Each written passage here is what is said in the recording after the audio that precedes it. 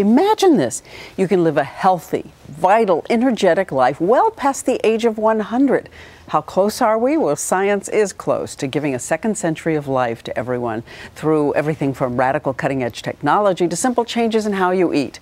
And Dr. Mehmet Oz, the Oprah Show health expert, is going to be doing a full episode with her on this revolutionary topic tomorrow. But he sat with us right here and is giving us a sneak peek. It's a little known fact that Dr. Mehmet Oz is actually 180 years old, but he is here today to tell us that. Hello. How are you? Okay, let's get started. Are you saying we're actually looking at the possibility that 99 is the new 50? It is a true, and in fact, what we're really talking about is this whole concept of extreme longevity. Okay, what do we know for sure today that we can do? Well, first of all, we know there's a chemical called sirtuin that tells the body to live longer. So what's the best mechanism? It turns out that if you take rodents and you cut down their caloric intake, it's called calorie restriction, by a third, they'll live a third longer. Imagine that. And humans who are doing calorie restriction, when they're studied, show a rejuvenation of their arteries, of their hearts. They actually begin to behave like they're younger than they really are. Okay, talk to us calories then. What does that mean to cut for a human? How many calories can you have a day and how many should you cut back? Well, most of us can't cut a third of our calories. That's impossible. But the good news is that you can cut 15% of your calories out and you can still get most of the benefits. So I did a little experiment with you, Diane. Yes. Right? As beautiful and as suave and youthful as you are, I figured you're doing something right. So I thought you're probably taking in about 2,000 calories a day. So if I cut 15% of that out, and if you look at the table next to you, this is an example of what calorie restriction would look like for you. So we have without that, without the soda and the donuts. And I point that out because if I add the soda and the donuts, that total table is now 2,000 calories. But just cutting out those two items, which are nutrient empty, calorically rich, will get you to the 1,700 calories. So you've got salmon there, you've got fresh vegetables, you haven't got a potato, but there's no cream on it. There's a dessert, a low-fat dessert. Low-fat yogurt, the frozen yogurt. By cutting 15% a day down to 1,700 a day, I could live, we think, an extra 30 years or so. But that same chemical sirtuin can be turned on with other mechanisms. And one of them is one you're going to want to hear about. A lot of folks know that red wine has been purported to be good for you. Well, it turns out that red wine is red because of a chemical in it called resveratrol. And so one of the ways that we think red wines benefit health is by turning on that same anti-aging chemical. Oh, really? But how much? Because we keep hearing the conflicting studies that if you drink more than 7, 8, 9, 10 glasses of wine a week, you're at increased risk for some cancers, women especially. Well, for women, I would not drink more than a glass of wine or any alcohol a day.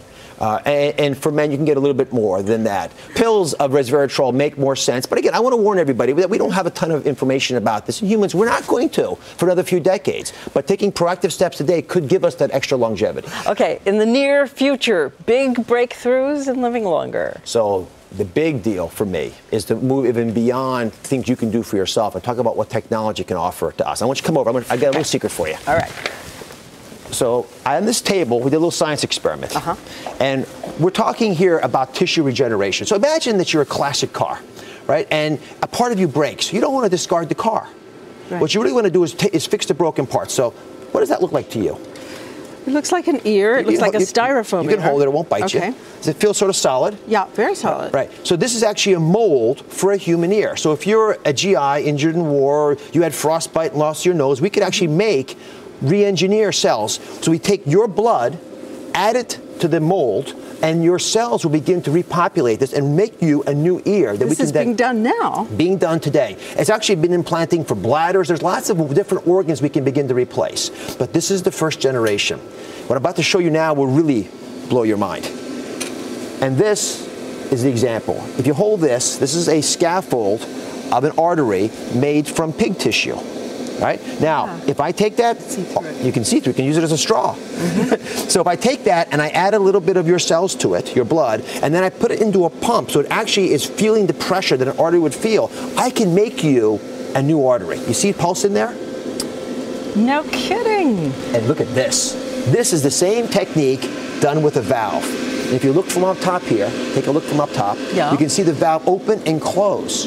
Oh, yes. So take this one generation further. I can now begin to take an organ, take the cells of the animal out of it, put your cells into it, and I can grow you a heart. It's been done. I can grow you a liver, a pancreas, a spleen, a lung, anything.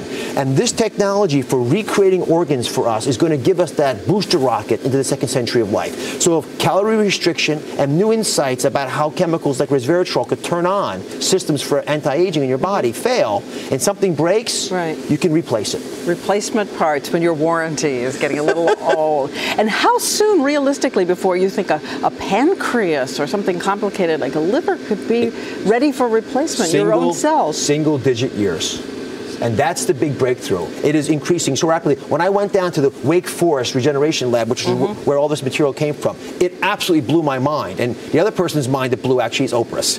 Yeah, that's a pig heart that with all the cells taken out of it. Exactly. Yes. So you would take that pig heart and inject some of your own cells. Take my blood, spit it down, put the cells into this, baste it in that chamber that we showed in the video, and it will slowly grow your own organ back. That is incredible. Don't y'all think that's incredible? To see her just absolutely as fascinated as I was means that this stuff really can capture our imagination. And where our imagination goes, our science will follow. What about replacing a brain? I'm not kidding. Could you grow a brain? Go with that beautiful new body?